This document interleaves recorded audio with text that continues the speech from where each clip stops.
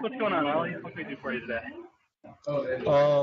Two things. Number one, I'm gonna take a stab. I'm gonna relook at the that PR I had, the V-Start Runner one for RGW technology jobs. I Excellent. remember it was just a lack of documentation. And I remember for one of the technology tasks that it ran, there was nothing going to standard out, and I wanted to figure out why that was. Um, but from what I remember, that PR was more or less ready to be merged outside of just how to use it. The other thing, and I shot you an email about this, Greg, was I'm coordinating the Google Summer Code and Outreachy programs for Ceph, and I was wondering if you guys had any project ideas for interns in the summer on like core technology itself or technology tasks that need to be written. I mean, anything really. Anything that can be upstream and beneficial to the Ceph project upstream.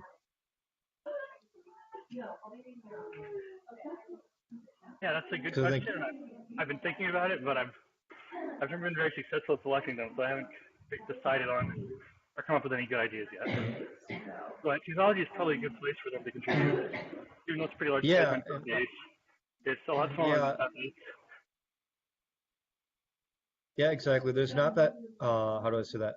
That overhead of, waiting an hour for Ceph to build on some like student laptop and trying to understand what distributed storage is on top of that when you've only taken like 3 computer science classes ever, and then and then like contributing to this like large, massive C++ code base. And I don't know how many people are even working on like Toothology itself at the moment right now, because Zach doesn't work on it much anymore, does he? No. No, it's actually mostly Kier and some Nathan from Sousa, and I'm poking around at it, but haven't made any actual code changes yet. So yeah, I just wanted to plant the seed in your heads. What is it? I What are the guess deadlines for those? I know we've so. already posted stuff for Google Summer Code, but Yeah. So we find out if we get accepted for Google Summer of Code on the 26th. So like in the meantime, we need to have our projects up on the website, which we already have 8 projects that are going to be on the website by the end of today. There's like 4 already up, and then there's 4 I'm adding later tonight. And we can really keep adding projects. The students don't start applying to them until the beginning of March. And for that, I was going to work with whoever the mentors were to have a very streamlined application process so that I usually do some of the initial weeding out to make sure that these applicants actually know how to use Linux and can do some basic Python programming before I kind of pass the more serious ones onto the mentors, and you can interact with them a little bit more. I guess I'm less of a fan of just like students writing up a plan and trying to do it in the summer, and more that students can show me that they can open up a very small pull request in the very beginning and do a little back and forth emailing with the mentors to understand what their working style is like before we even accept them. If you can kind of see the difference.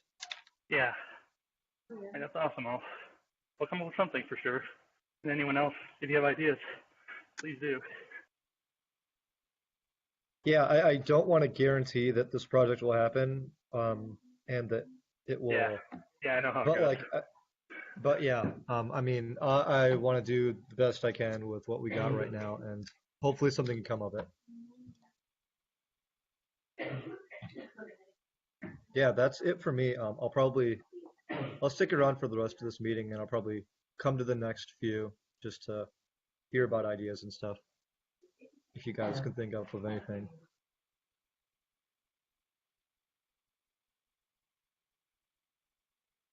All right. So the only thing I had, although it hasn't gone anywhere yet, but Sebastian, I was talking to Noah in our stand-up on Monday, and he sounded open to the idea of switching Toothology to use systemd so that we can actually write some orchestrator or some SSH orchestrator tests. I haven't talked Okay. to him since, but I'm crossing my fingers that may happen. You got anything else? Yeah, the Ansible orchestrator still is. We've talked the week before last week about the Ansible orchestrator, and there is no real progress on that. So Jean-Michel is really the only one looking at the Ansible orchestrator, and there is no testing at all. No one looking at it other than Jean-Michel. So I don't know if we really should release the Ansible orchestrator as it is. So it's not clear to me what releasing the orchestrators would mean, since I don't think we have any actual exposed functionality that relies on them yet. But maybe No. I'm wrong about that. No, we don't have any functionality that, but we will. So for example, the dashboard will query the orchestrator to look for the iSCSI, Ceph iSCSI API URL, for example. And possibly the dashboard will also look if there is an NFS Ganesha gateway that is running. So it's going to get used, even though not everything is really supported by the Ansible orchestrator as of right now. So, but I really don't know what we should do about the Ansible orchestrator right now, especially as no one really has a look at it. I mean, I'm all for not releasing untested code. And if the Ansible orchestrator doesn't have a maintainer, then that seems bad. But that's not really a decision we should make in this meeting either. I think you probably want to talk to Sage and the leadership team about what it would mean, because I don't think most of us even know what it would mean for it to not be released or to be released. Like, can we just not ship it, and then once it's all done, like, I assume it's easy to put in the folder and package for a point release? Yeah. So I don't have any problems in backporting into Nautilus, backporting new features into Nautilus. So it will then end up in the next minor release. Or if someone really, including me, has the time to look at the Ansible orchestrator, then we might ship it in the .0 release. But yeah, that orchestrator is a bit problematic.